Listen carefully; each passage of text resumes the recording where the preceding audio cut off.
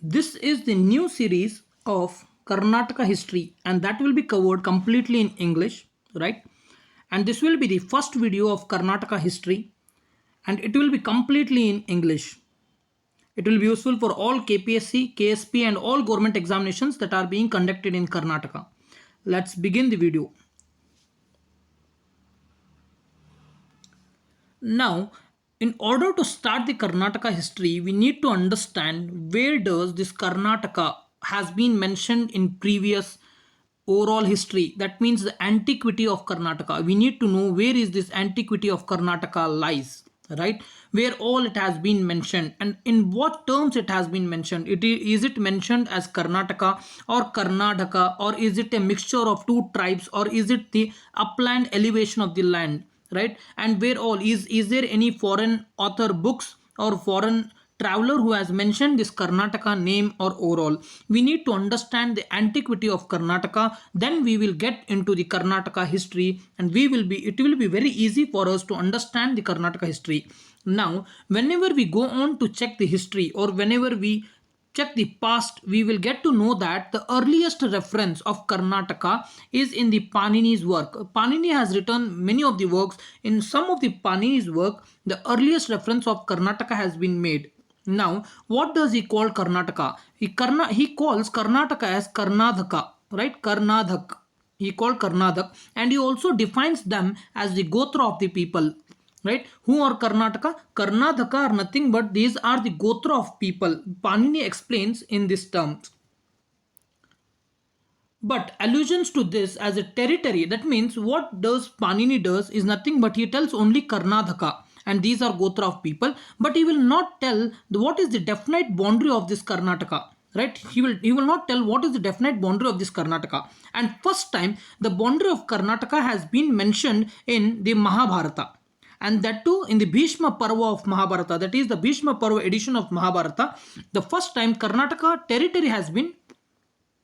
territory of Karnataka has been mentioned. That means from east or from west to east and from north to south, where all the Karnataka has been extended, it has been mentioned in Mahabharata. But the word Karnataka is found only, that means the Karnataka, the particular name Karnataka, the Karnataka, has been mentioned only in the Kumbakonam edition of Mahabharata. It is also mentioned in Mahabharata, but it is in the Kumbakonam edition of Mahabharata where the first time Karnataka word has been replicated. Now, the Kuntala and Unnata Kuntala, do remember these words, Kuntaka and Unnata is used in Pune edition for substitute of Karnataka. That means in the Pune edition of Mahabharata, these are the two words, that is Kuntala and Unnata. These are the two terms that has been used in the replacement of Karnataka. That means wherever the term Kuntala and Untayaka are used, these are nothing but they are representing the territory, that is Karnataka, or the tribes or the people that live over this Karnataka. Now, what is this Untayaka? Untayaka, that is, it only means an elevated land, right? If you observe India, right, the Karnataka, this region is at the higher edge. That means from the sea level, it is at the upper end. It is called as elevated land, right?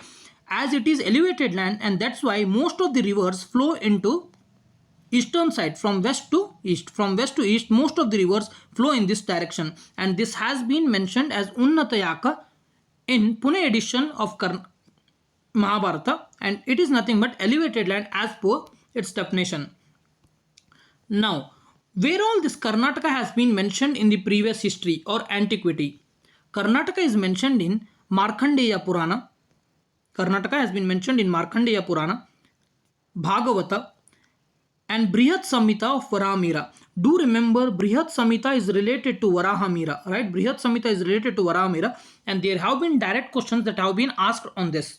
Brihat Samhita is related to Varahamira, and Karnataka has been mentioned in Markandeya Purana, Bhagavata, and Brihat Samhita of Varahamira. Next, Karunadaras or Karunatakaras have been referred to the people of this land in Tamil works such as Tulakkapiyam and Shilappadikaram. These are the two Tamil works that were recently, that means these are the oldest books of the Tamil, where the Karunadaras or Karunatakaras, that means the peoples of Karnataka, have been referred to these names in these books, that is Tolakapiyam and Shilapadikaram. Whereas the Biruru plates that are related to Kadamba dynasty of Vishnuvarman of Kadamba dynasty, the Birur plates are related to him. He says that, or the plates says that Shanti Varman was the master of entire Karnataka region, right?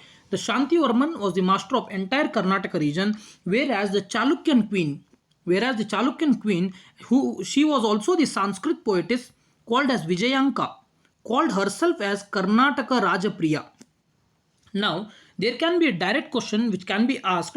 Birur plates are related to Vishnuvarman. Next, the Chalukyan queen, she was also a Sanskrit poetess. Her name was Vijayanka. She herself called as Karnataka Rajapriya. Next, and this was the question that has been asked in the Group C examination of Karnataka KPSC, right? The army of Chalukya of Vatapi is called as Karnataka Bala. Right? The army of Chalukya of Vatapi is called as Karnataka Bala. Next, an inscription from Java rulers Sri Vijaya Arilinga. He was the Java ruler, that is Sri Vijaya Arilinga, states that people from Karnataka state would used to come to the island for trade. That means the people from the region called Karnataka would used to come to the Java island in order to trade. That means what we get to know is that even in the past history, there was a strong shipbuilding industry.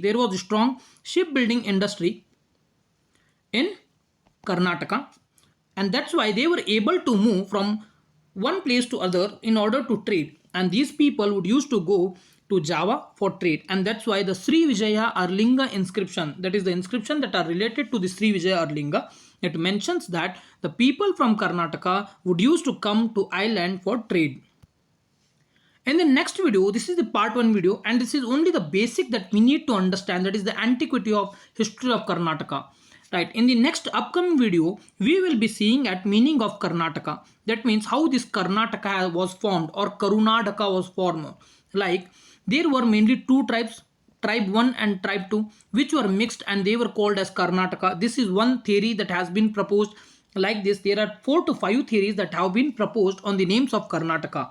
Now, how did this Karnataka name has been formed, right? And what is the importance of the study of Karnataka? For a hint, we can say that everyone know that Aluru, right? Everyone know that Aluru Venkatrao, he has written a book called Karnataka Gati Vaibhavam in 1917, right? In order to understand the importance of history to the peoples of Karnataka, and they should involve in the freedom movement of India, right? Because whenever a person knows the history of his own, then he will be very enthusiastic in order to gain the prestige from that history, right? For that reason, the importance of Karnataka was thrown to the light by Aluru Venkatrao by writing a book called Karnataka Gati Vaibhavam in 1917.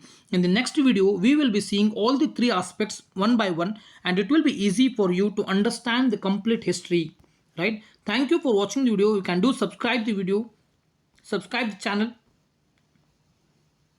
and get selected. Thank you. Have a nice day.